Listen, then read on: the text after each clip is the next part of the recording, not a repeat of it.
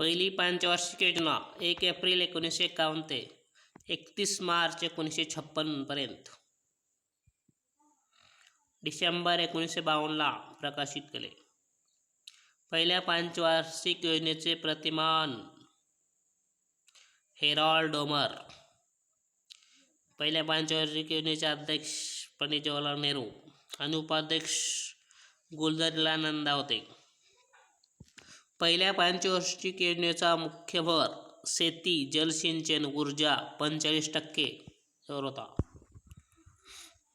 उत्पादन वाढीचे उद्दिष्ट होते पहिल्या पंचवार्षिक योजनेत 2.1, तर 5 वर्षात ते होणार होते 10.5 इतके होते, पण प्रत्यक्षात मात्र साध्य झाले 3.6 आणि 5 वर्षामध्ये 18% एवढी वाढ झाली.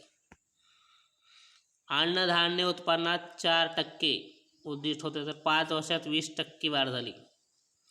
पहिल्या पंचवार्षिक योजनेत समुदाय विकास कार्यक्रम सुरू झाला 2 ऑक्टोबर 1952ला.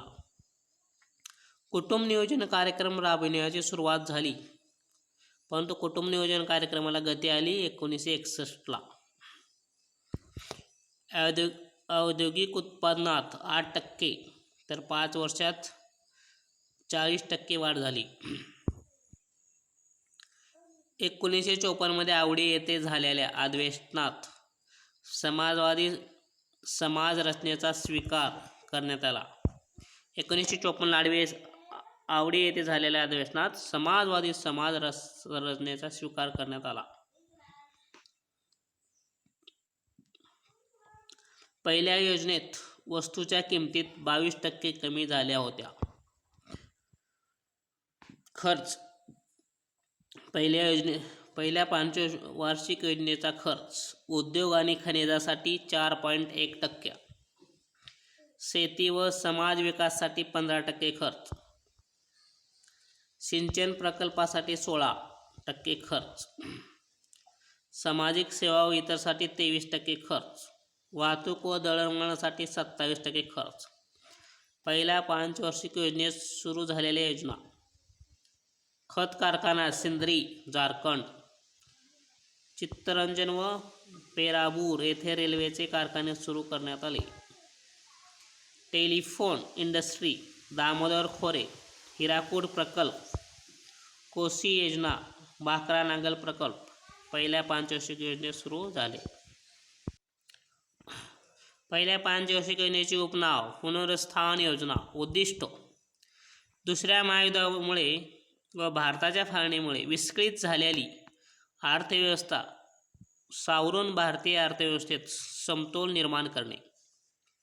पहिल्या पंचवार्षिक योजनेचे उद्दिष्ट दुसऱ्या महायुद्धामुळे व भारताच्या फाळणीमुळे विस्कळीत झालेल्या अर्थव्यवस्था सावरून भारतीय अर्थव्यवस्थेत समतोल निर्माण करणे.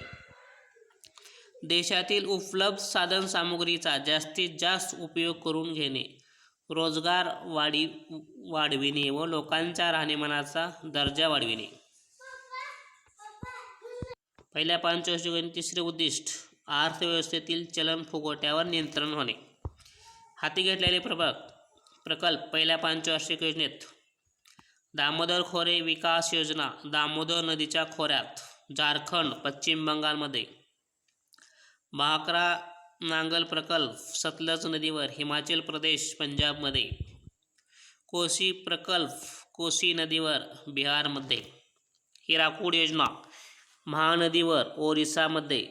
वरील सर्व प्रकल्पांची आखणी अमेरिकेतील टेनेसी खोरे प्रकल्पाच्या आराखड्यावर आधारित करण्यात आलेले होते. हे बहुउद्देशीय प्रकल्प आहेत. सिंदरी झारखंड येथे खत कारखाना. चित्तरंजन पश्चिम बंगाल येथे रेल्वे इंजिनचा कारखाना. पेरांबूर तमिळनाडू येथे रेल्वे डब्याचा कारखाना. HMT बेंगलोर. हिंदुस्तान अँटिबायोटिक्स पिंपरी, पुणे. 1952 पासून समुदाय विकास कार्यक्रमाची सुरुवात. ही पहिल्या पंचवार्षिक योजनेमध्ये हाती घेतलेली प्रकल्प योजना होत्या. पहिल्या पंचवार्षिक योजनेदरम्यान काय महत्त्वाच्या घटनाक्रम. 8 मे 1952 पासून औद्योगिक विकास व नियमन अधिनियम 1951 लागू करण्यात आला. 8 मे 1952 पासून औद्योगिक विकास व नियमन अधिनियम 1951 पासून लागू करण्यात आला. हा कायदा ऑक्टोबर 1951 मध्ये संसदेत संमत करण्यात आला होता. या कायद्याचा उद्देश 1948च्या औद्योगिक धोरणाच्या तरतुदींना संरक्षण प्रदान करणे. 2 ऑक्टोबर 1952 रोजी समुदाय विकास कार्यक्रमाची सुरुवात. CDP म्हणजे समुदाय विकास कार्यक्रम, कम्युनिटी डेव्हलपमेंट प्रोग्राम.